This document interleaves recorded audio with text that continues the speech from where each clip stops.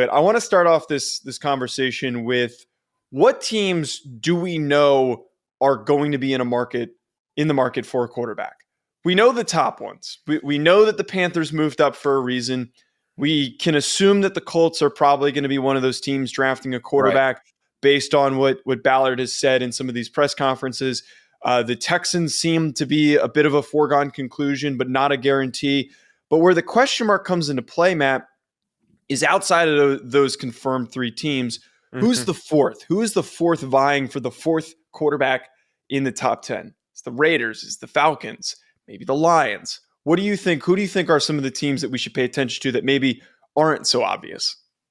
Yeah, I think the Raiders, there's just a weird feeling that I get from them when I look at their roster, when I look at, Josh McDaniels' history as a head coach, right, as an offensive coordinator. I don't really get the feeling that they're going to be in the field for one of these top picks as far as quarterback go. So they're a team that I feel like relies a little bit more heavily on experienced quarterbacks. They got Jimmy Garoppolo. They have Brian Hoyer. He's got that New England vibe surrounding him in Las Vegas. So I think they'll go elsewhere with their team needs for right now. A team that strikes me as interesting is definitely the Falcons. Falcons with Desmond Ridder. Not sure if that experiment went exactly the way that they wanted it to this past season. And they signed Tyler Heineke, a good veteran, tough, hard-nosed football player that Arthur Smith, I think, will really enjoy having him in that quarterback room. The question I now leave is that, are they a team that will make a push here for one of these QBs? We've discussed in past episodes when we were all together, you and Ryan and I, the potential of a Hendon Hooker or a Will Levis being drafted to Atlanta because their style of play fits what Atlanta wants to do. They want to run the ball extremely well. They want to pass the ball vertically down the field aggressively when they do. So that would be an interesting take. The other team that I think is really kind of a dark horse in the running is potentially the Lions, but also to the Tennessee Titans. I think the Tennessee Titans are in a little bit of a gray area right now with Ryan Tannehill. I don't think the situation last year with Malik Willis went the way that they wanted to, especially bringing Josh Jacobs off the streets to play in replacement of him. So they could be a team that I see being a player in the quarterback market more so than we think. Yeah, I like the Titans being brought up because I think that the go-to ones seem to be the Falcons and the Raiders. But if we peel back the curtain, I really think that there will be an unexpected outcome, like just a really random team that might trade in to go get one of these quarterbacks, especially maybe to that third spot.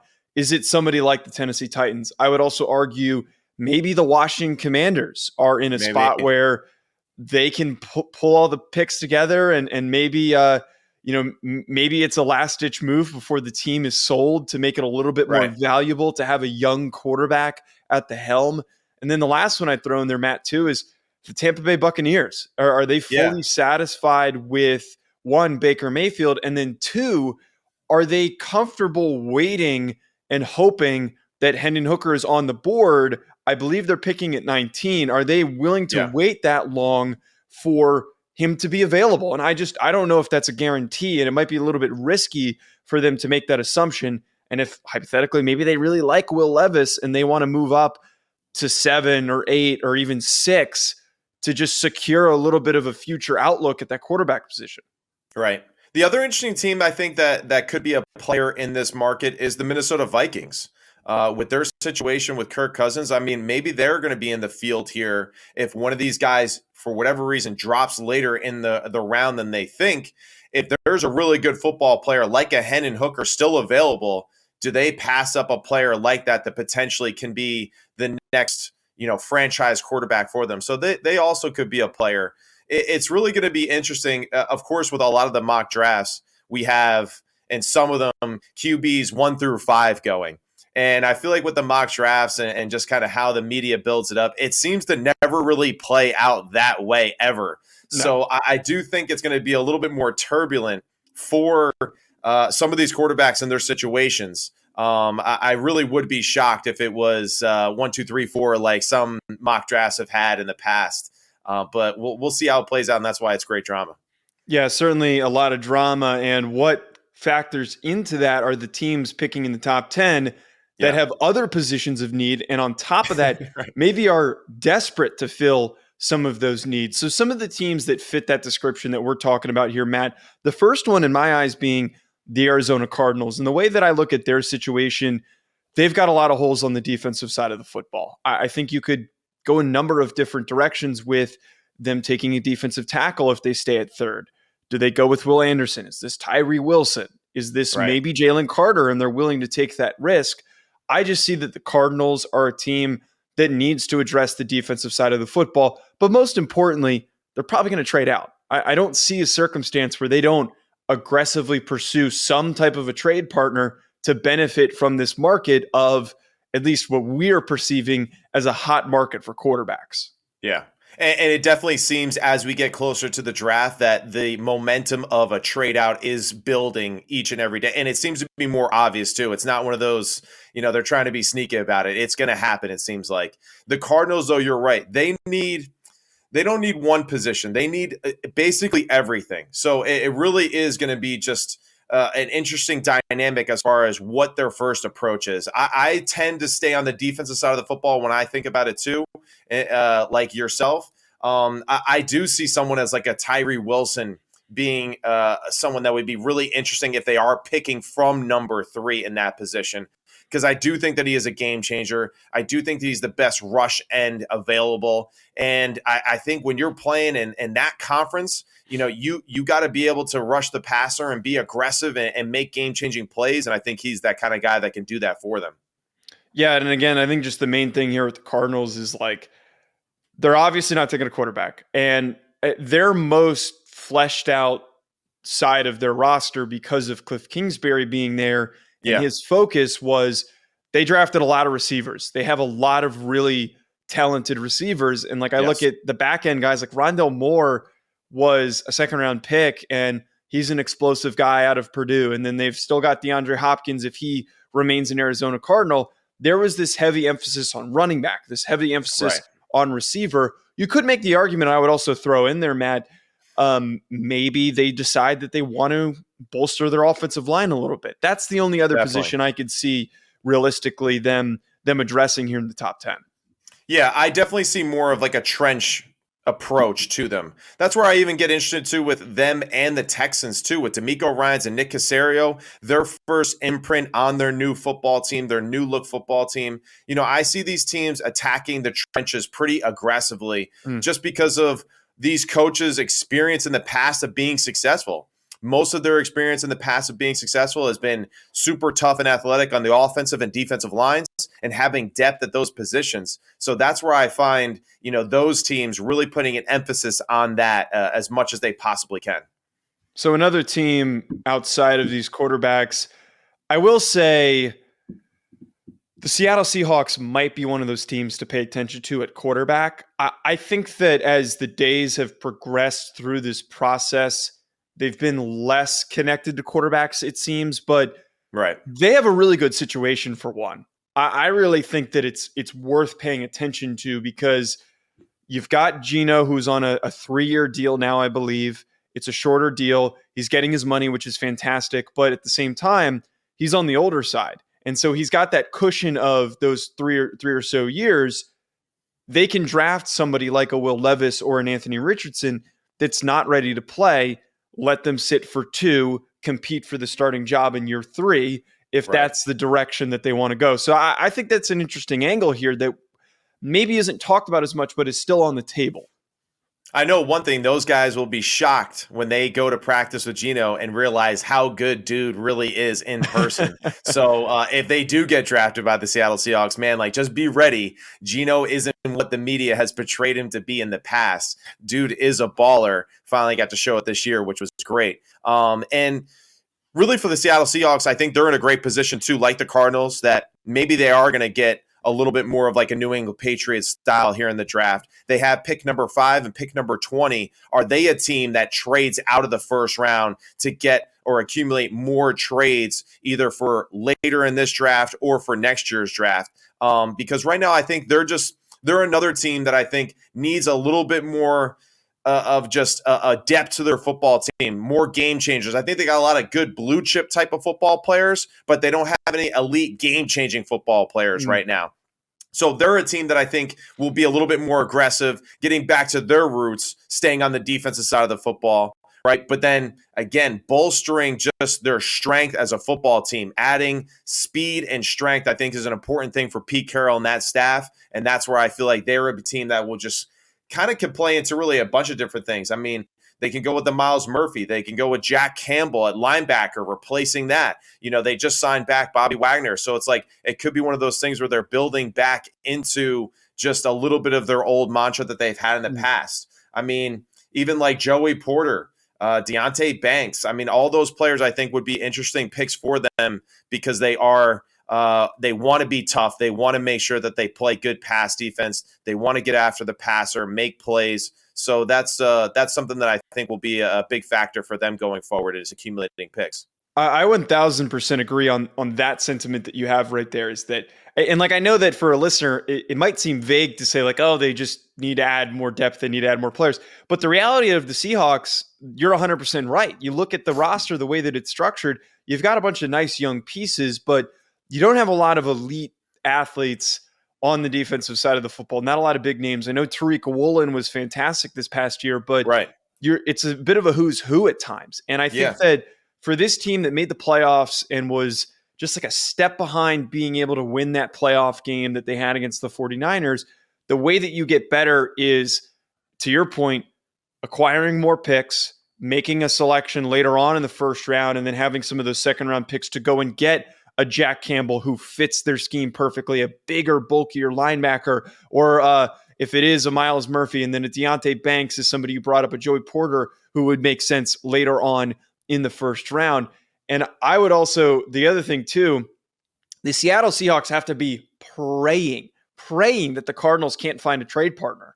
If they are in a situation where the Cardinals don't trade back and they're just like, I don't really feel what we're getting here, they are lucking out. They hit the lottery because they're then the next most likely team for somebody to trade up for a quarterback for. Because after the Colts pick, it's going to be a mad rush for that 5 spot to get the last remaining quarterback.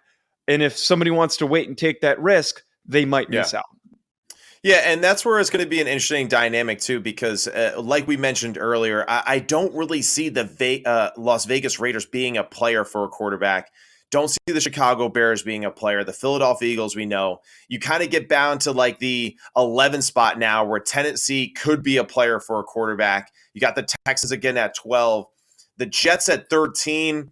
You know, that would be fantastic just to mess with everyone's head if they drafted a quarterback in this situation. The New England Patriots at 14. Green Bay Packers at 15. Washington Commanders again. Now it comes back into people becoming players again for the quarterback. And I think that's what will be interesting to see is, you know, how the actual NFL values some of these quarterbacks as you look through that list. Because, again, those mock drafts, I think, are a little misleading. So we'll see if it's a little bit more of a feast or famine kind of approach with some of these QBs where we know maybe 1 and 2 go, but then after that, maybe a little bit of a hiatus between the next quarterback that's taken. After that, the Detroit Lions at 6 are another team that, interestingly enough, also might be in the market for a quarterback, as I brought up earlier, because similar spot here. It's the perfect situation to draft a young guy and to develop him and then let him take over for Jared Goff. I think kind of similar to what you brought up with Geno, Jared Goff gets knocked for no reason at times, and he's a lot better than we give him credit for. So that might not be the possibility here for the Lions. They are in a very advantageous spot to actually maybe be able to pick their favorite defensive player here at this 6th spot. And I pay attention to the one thing where I think on the offensive side of the football, they are equipped to play to the identity that they want to, which is running the football. And then they've got some nice receivers with Equanimeous St. Brown and Jameson Williams. They've addressed those things. But on defense, their secondary needs work. I would pay attention to a Christian Gonzalez or a Devin Witherspoon. And then I also think that they're very much in play for any of the defensive linemen. Edge or defensive tackle, put them on the paper for that. This is going to be a defensive pick. I would be shocked if this is an offensive player right here. Yeah, I totally agree with you on this. I think 100% the Detroit Lions are going to be thinking about bolstering their defensive line or just that front seven package in general. Actually, now, especially too, with the replacement of Jeff Okudah being traded to the Atlanta Falcons, then it does bring into effect of some of these great cornerbacks that are in this draft. I mean, maybe a Devin Witherspoon to the Detroit Lions in that situation, game-changing player that just super fast and quick reaction breaks up, more passes than you can really. It's unbelievable. I don't know exactly his stats, but it's unbelievable how many plays that dude makes. That's why we need Ryan to be all over those stats. But the dude is super impressive in film, making a ton of plays, and that's where the Lions, I'd say, stay on the defensive side of the football, bolster that defensive line, or they go with someone a little bit more athletic in the secondary, or a quarter safety position, because I just think that is got to be something that's a little bit more of a focus for them going forward, and making sure that they're a little bit more of a dominant presence, especially in that dome. When the crowd noise gets up and they get into these big games and start to kind of take over the NFC North, you want to make sure that defensive line and that defense can really hold down the fort and make game-changing plays for your team. Now, if we did throw out an offensive player, even by the way, I have to say one of the funniest things on Twitter that I've noticed in the draft discussion, if you mention any offensive players for the Lions, there's like a meltdown that happens with Lions fans. I thought that Lions fans were some of the calmest, nicest people, but apparently the impatience of them not winning has caught up to them at this point. Right. But if you were to pick an offensive player, I'm going to throw out, I think that Michael Mayer makes the most sense if they did, because again, they've got running back figured out. Their offensive line is very underrated. It's one of the best in the NFL. Their receivers are great, but they don't have a tight end right now. Ryan could tell you who the starting tight end is. I can't. It's nobody good. So they could be in a spot. Slow down, bro. Slow down. To take Michael Mayer, though. I would be shocked, right, if they were to take Michael Mayer at number 6. And I don't know, just number 6 pick in the NFL draft for a tight end. I mean, dude better be Travis Kelce. I mean, that's all I'm saying. And I don't think that he is. I think he's going to be a solid football player. I do think he's going to be reliable. He catches the ball extremely well. But I would be absolutely shocked if the Detroit Lions go 6 with tight end. Offensively, I mean, I don't know. Maybe this is where they go with like Darnell Wright, right, at tackle, and just solidify again, just getting more strong in the offensive line. I mean, but at the same time, offensively going after that, I would say like receiver would be up there. Running back would be up there. I mean, a Bijan Robinson at 6, if they truly valued a running back at that pick, that would be interesting. But I really don't think, and I'm trying to look at the roster right now because I want to check to see what who you're calling out right now at the tight end position. Indirectly calling out. I realize now that it was a little bit more a little too aggressive. Sorry, James Mitchell, Rock Wright.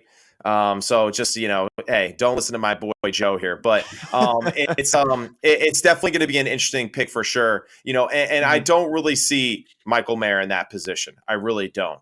And I know that people are high on him in the draft, and I know that he's been extremely productive at Notre Dame, but I see a little bit more of a pick where maybe they go receiver again. I mean, maybe this is some place where they take one of the higher level receivers available, or they just stick to what they need right now with the defensive side of the football, I think. I mean, there's a lot of good football players. I mean, is this where Jalen Carter goes, at this pick? I mean, Absolutely. Putting Jalen Carter and Aiden Hutchinson on the same defensive line in obvious pass rush situations. I mean, those guys on the same side of the football would be an unbelievable tandem. And I think that's a little bit more of the approach that the Detroit Lions want to take with their football team. And I also think that, just to bring up and wrap up the point on the Lions, that I've said this on the show, and Ryan and I have talked about this on the show, that for Jalen Carter and some of the things that he went through during this process and some of the character concerns that have been brought up based on what's happened, I think a lot of people would agree him going to a destination that is far away from home is probably best for a guy like this, so that they're not brought back into some of the distractions of some of their current friend groups. And if that's what might help him, I have said that Seattle or Detroit are the best two spots for him because you're going to established coaching staffs, one with Dan Campbell, who is a disciplinarian type guy, and then the other with Pete Carroll, who's been around the block a million times, that I think could help get Jalen Carter right and focused, and then be a part of a winning culture that he feels like he's a part of something and that he can mature and become a bright young man as well as a fantastic football player. So I love bringing up Jalen Carter at the spot, and I don't think he falls as far as everybody thinks he will. If he's on the board in this spot, I don't know how you can be, as the Lions, overthink this and not pull the trigger on him. Yeah, and I think you're totally hitting the right point here in this situation. I think that's two organizations that you mentioned that have complete trust in their leadership and their leadership of men, and making sure that they fall, into the confines of what their team is all about, and really building a community within the football team. So I definitely agree with you on that those two organizations, those two head coaches would be phenomenal people for Carter to be drafted and to be basically taught and taken under their wing to learn how to be just men in the NFL. Now, their rival in the NFC North, the Chicago Bears, originally held the first overall pick. They trade back to 9. This is what they needed to do all along. They added a receiver in DJ Moore. And then now they're in a spot where they don't have to be as pressured to make this decision on who they want to take. They can wait to see how the board shapes out. I think with Ryan Poles being the general manager and knowing that this roster doesn't have a lot of strengths, it doesn't. But to help Justin Fields take that next step, I think we can both agree, especially you being a former quarterback, that having good offensive line play is going to help this young quarterback progress. So for me, the two guys that make the most sense, Paris Johnson, Peter Skoronski, maybe even Darnell Wright or Broderick Jones. I don't see how this isn't an offensive lineman. They need to go offensive line here. I think all of those players would be a phenomenal pick for the Chicago Bears. The question really is going to be just, what part of the offensive line do you really want to focus at that position? Because like we've discussed in previous shows, Skoronski really is a little bit of like a swing man. I don't see him as a true right tackle, left tackle in the NFL game. I know he had great success at Northwestern at that position, but to think that he's going to go up against some of these elite pass rushers in the NFL, I don't think that that's a great matchup. So I see him more as like a guard, potential center, and a guy that in worst case scenarios can be moved to tackle barring injury in situations like that. I definitely think the Paris Jones situation would be really, really enticing for them. And it's just adding athleticism to that position that has been lacking. And again, just protecting Justin Fields as much as possible. Broderick Jones, I think, is another good one too. So it's going to be a pretty interesting pick there. But I totally agree with you on that one as far as stay with the offensive line and just make sure that you're continuing to build a great support system around your franchise quarterback. Yeah, absolutely. And I think right now, one thing is for sure is that the Chicago Bears a couple months ago were in a state of uncertainty. And I would argue now that this team is in a very positive spot. They are in control of their destiny now that they traded back to this 9 spot, and they can help properly protect Justin Fields. Matt, the last one here, the Philadelphia Eagles, who are picking at 10, they're the opposite of any team that we've talked about so far on today's show, in the sense that their roster is complete. Their roster is good enough to get them to a Super Bowl and compete for a Super Bowl and almost win a Super Bowl. What I think is really interesting, though, here for the Philadelphia Eagles is that they have the luxury that a lot of other teams in the top 10, top 15 do not, is that they aren't desperate to fill needs. So they can pull the trigger and select a guy who some say is the best player in the draft, and that being Bijan Robinson. Even though I am a Giants fan and I don't want to see the Eagles succeed, for the sake of watching good football, I would love to watch Bijan Robinson in this Eagles offense that runs the ball as effectively as they do. Could you imagine trying to stop Jalen Hurts and Bijan? That's going to be impossible.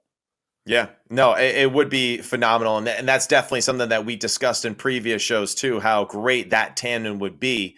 And it's going to be fun. I go back to my original pick, right, for the Philadelphia Eagles, though, a few weeks back when we did this again. I put Skoronski in this position.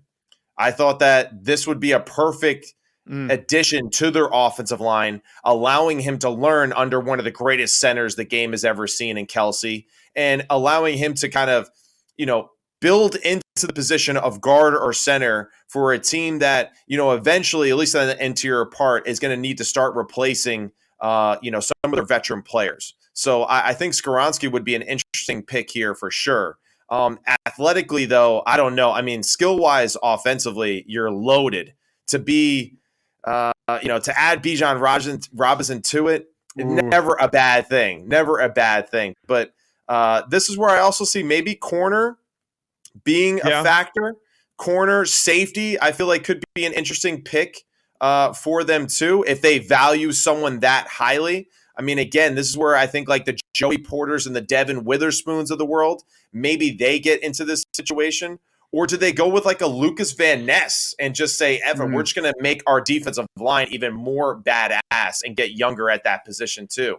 So that's where I find the Eagles having the flexibility to kind of do a little bit of everything in those picks. I also think they have the luxury of taking somebody like Kalijah Cansey, because the thing with Kalijah Right. Cansey, we were talking a little bit about him off air, that he's a smaller guy, but he is so hard to stop on pass rush downs because he's so low to the ground, he's so strong, and he's so quick. And a guy like that who's playing a 3 technique needs to be in one-on-one situations. And the way that this Eagles defensive line is built is you've got a lot of big bodies that take up space. I mean, they drafted Jordan Davis to divert attention away. So you could throw Kalijah Cansey into the mix, and he doesn't need to be the primary guy. There doesn't need to be immense pressure on him to make plays every single down. And instead, you've got all these other heads, and you can rotate Kalijah into the mix and be creative with his usage. So I also would say that they're a team that is in that spot where you can deploy Kalijah Cansey, and he could start off his career very, very well because he is not solely being focused on by opposing offensive lines. Yeah, that I love that take a lot. I just continue to keep going back though to the safety corner, potentially linebacker position for the Eagles at this situation. I mean, offensive line, I think it would be someone like a Skoronski, right? Someone that's on the interior part of the offensive line. But, it's when I think about their football team, I always seem to kind of keep going back to the defensive side of the football and just adding depth to that side as much as possible. I mean, Chancey would be awesome for sure. I mean, is this where someone like Nolan Smith, right? Or even if Jalen Carter slips to number 10, is that another player like you mentioned with the Detroit Lions? Can they pass up a player like that? And really just kind of play with just having extra athletic football players around and being super dynamic with how you can call plays, on both sides of the football. But defense is definitely, I think, going to be where it's at. Yeah, Howie Roseman, man, is running laps around some of these general managers with the picks that he's able to have as early as they're picking and being a team that played in the Super Bowl. I do also want to just add before we end up getting to the interview, you brought up Nolan Smith or Jalen Carter. Those are also both luxury picks that if you throw them into the mix, man, that whole group is going to be really scary. It is going to be hard to stop because you have so many great, fantastic athletes on that defensive line.